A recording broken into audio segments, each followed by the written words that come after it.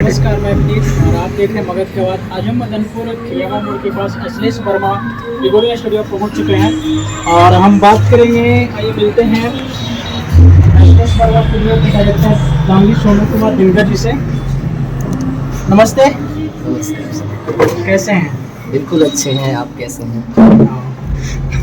सबसे पहले तो आपका हमारे निकल में स्वागत है और आप अपने से पहले अपना इंट्रोडक्शन दीजिएगा।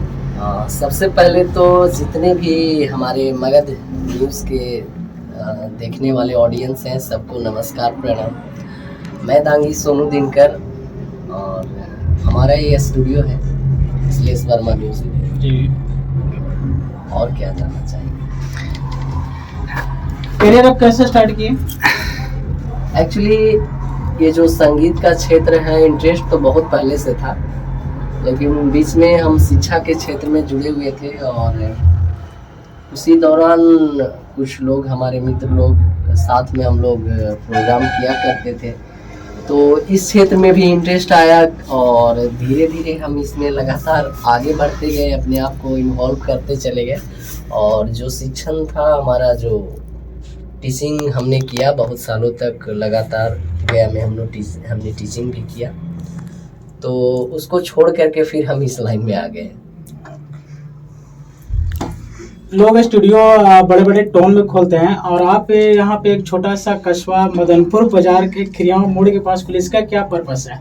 हाँ जी, बिल्कुल आपका कहना बिल्कुल सही है। और जब मैंने यहाँ पे स्टूडियो सेटअप किया था तो हमारे ही कुछ मित्र लोग थे और कुछ जो इस एरिया के लोग हैं, तो उन्होंने कहा था कि Sonu, you are doing very bad thing, आपने बहुत बुरा किया है, आप बहुत बड़ा रिस्क ले रहे हैं कि आप इस क्षेत्र में स्टूडियो सेटअप कर रहे हैं, आप इतना पैसे लगाएंगे और यहाँ पे आपने जब स्टार्ट किया है तो आपका बिजनेस रन कैसे करेगा? बिल्कुल, क्योंकि ये एक ऐसा जगह, ऐसा एरिया है जहाँ पे शिक्षा से जुड़े हुए लोग हैं और जो सिंगिंग, जो एक्टिंग, ये सब जो है चीज़ें इस एरिया में बहुत ना के बराबर लोगों के अंदर इंटरेस्ट है और आपने रिस्क लिया है। तो मैंने कहा कि देखिए, रिस्क तो मैं बहुत पहले से लेते आया हूँ, हर फील्ड में मैंने रिस्क लिया है और जब तक रिस्क लाइफ में ना हो जीने का मज़ा नहीं है।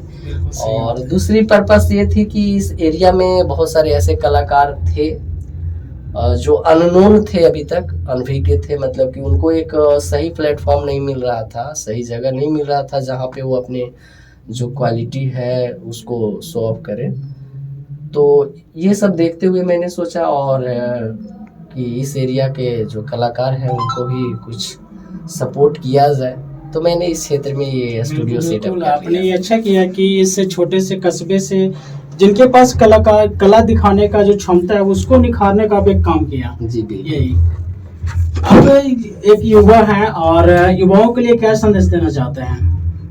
जैसे बहुत सारे युवा लोग हैं जो कि सरकारी नौकरी के पीछे भागते रहते हैं, बहुत ही कड़ी मेहनत करते हैं, फिर भी उनको सफलता नहीं मिलता, उनके प्रति क्या कहना चाह रहे हैं आप? बिल्कुल आपका कहना बिल्कुल जायज़ है सर, कि लोग मेहनत कर रहे हैं, सफलता नहीं मिल रही है। तो क्या है कि हम लोग मेहनत तो करते हैं, लेकिन ज़रूरी नहीं है कि हम लोग उस फील्ड में 100% सफल ही हो जाए।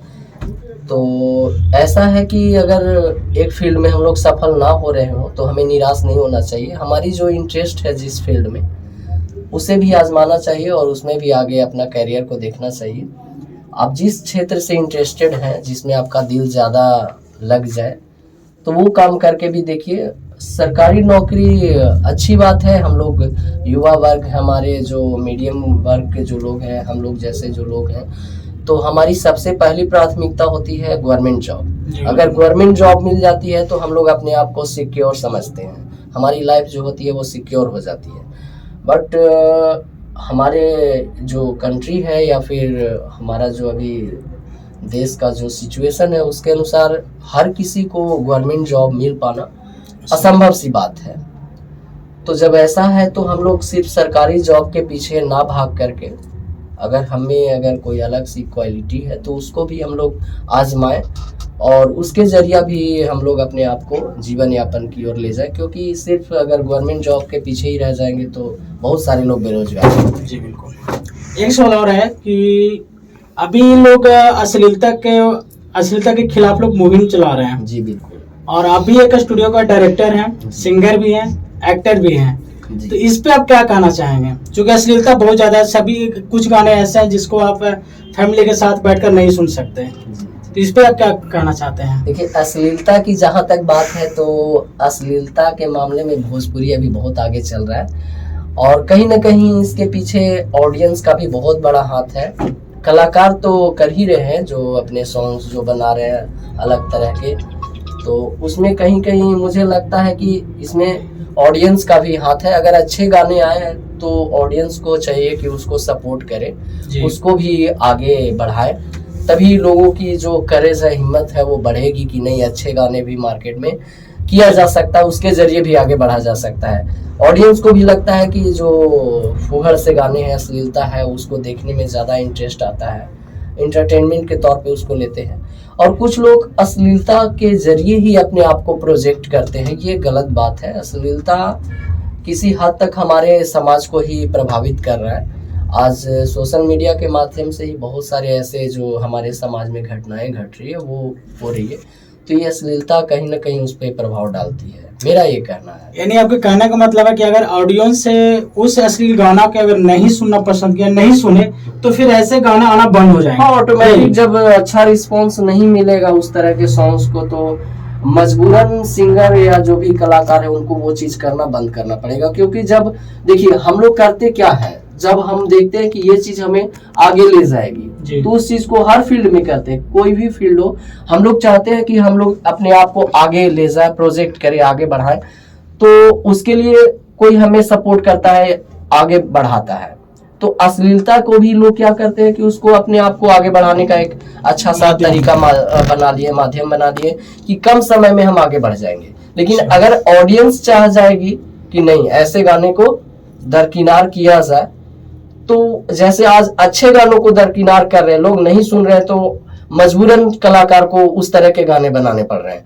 तो एक समय ऐसा आ जाएगा कि जब अश्लीलता को लोग सुनेंगे ही नहीं, पसंद ही नहीं करेंगे, उनके जब व्यूज नहीं जाएंगे।